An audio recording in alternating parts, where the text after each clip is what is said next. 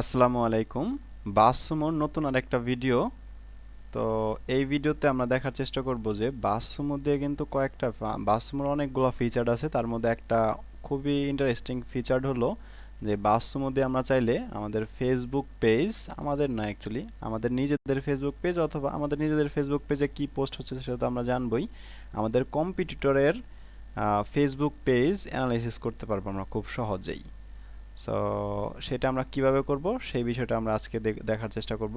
So বাসসুমোর home page থেকে আমাদের চলে যেতে হবে কন্টেন্ট ট্যাবের আন্ডারে আমরা চারটা অপশন দেখব। এখান থেকে আমরা সেকেন্ড যে অপশনটা দেখতে পাচ্ছি ফেসবুক পেজ অ্যানালাইজার। সো আমরা যখন এখানে ক্লিক করব আমাদের সিম্পলি এখানে একটা ইউআরএল দিতে হবে, অর্থাৎ আমাদের কম্পিটিটরের ইউআরএলটা এখানে পেস্ট করতে হবে।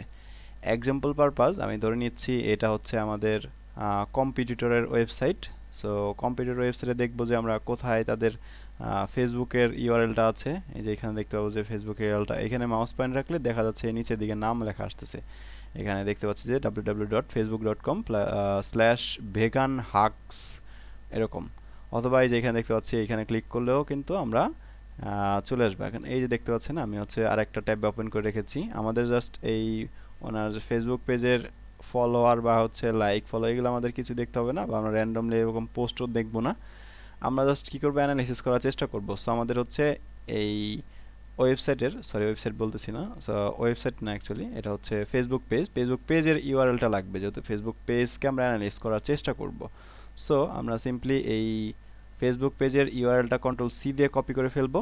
কপি করার পর আমরা হচ্ছে বাসসুমোতে এসে এই যে ফেসবুক পেজ অ্যানালাইজার এখানে গিয়ে আমরা জাস্ট আমাদের পেস্ট করে দিব। পেস্ট করে দিলে একটু ওয়েট করতে হবে, দেখবে যে এটা সার্চ করে এই নামে আসলে কোনো ফেসবুক পেজ আছে কিনা। হ্যাঁ, এই পেয়েছে। সো আমরা জাস্ট এখানে যদি ক্লিক করে দিই অ্যান্ড দেখতে পাচ্ছেন compare another page optional. So এটা অপশনাল, আমরা যদি চাই একসাথে দুইটা বা তিনটা বা একাধিক পেজ আমরা কি করতে পারবো, এরকমভাবে অ্যানালাইজ করতে পারবো, বা আমাদের নিজেদের ফেসবুক পেজ অ্যান্ড ক্লায়েন্টের আরেকটা কম্পিটিটরের পেজ দুইটা একসাথে দিয়ে একটা অ্যানালাইজ করতে পারি বা কম্পেয়ার করতে পারি।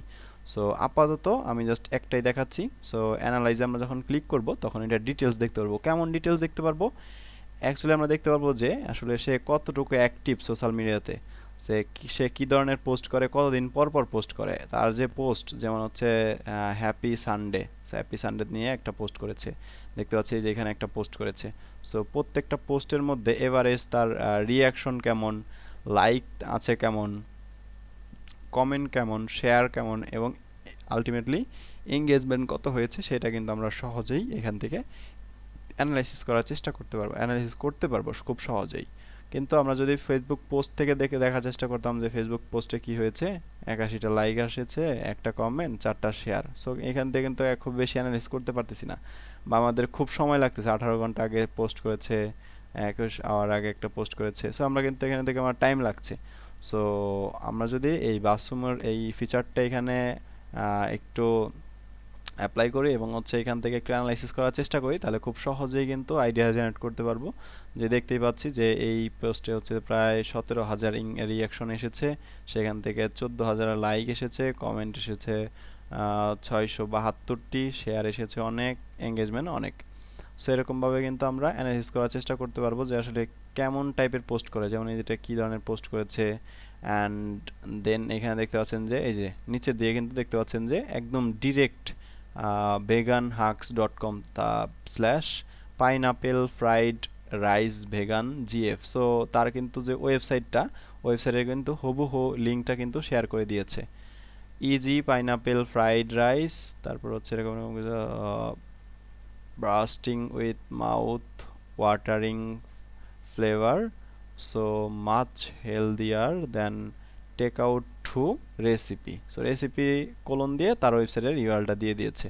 তার ওয়েবসাইটটা ছিল এই যেটা দেখতেই পাচ্ছেন। সো এখান থেকে আলটিমেটলি সে কি করেছে, প্রথমত সে একটা ব্যাকলিঙ্ক জেনারেট করে ফেলেছে ফেসবুকের আন্ডার থেকে, এবং এখানে দেখতেই পাচ্ছেন যে প্রায় রিয়াকশন দিয়েছে কত, 257 জন। সবাই কিন্তু রিয়াকশন দেয় না, যেমন হচ্ছে প্রায় দেখতে পাচ্ছেন যে রিয়াকশন বলতে এখানে বোঝা যাচ্ছে অ্যাগ্রি, স্যাড, হাহা, আর হচ্ছে ওয়াও এবং লাভ, এই রিয়াকশনগুলো। আর এখানে দেখতে পাচ্ছেন লাইক দিয়েছে প্রায় 1.5K অ্যান্ড কমেন্ট করেছে অনেকে, অনেকে শেয়ার করেছে, আলটিমেটলি এঙ্গেজ হয়েছে কত সেটা কিন্তু এখানে দেখতে পাচ্ছি।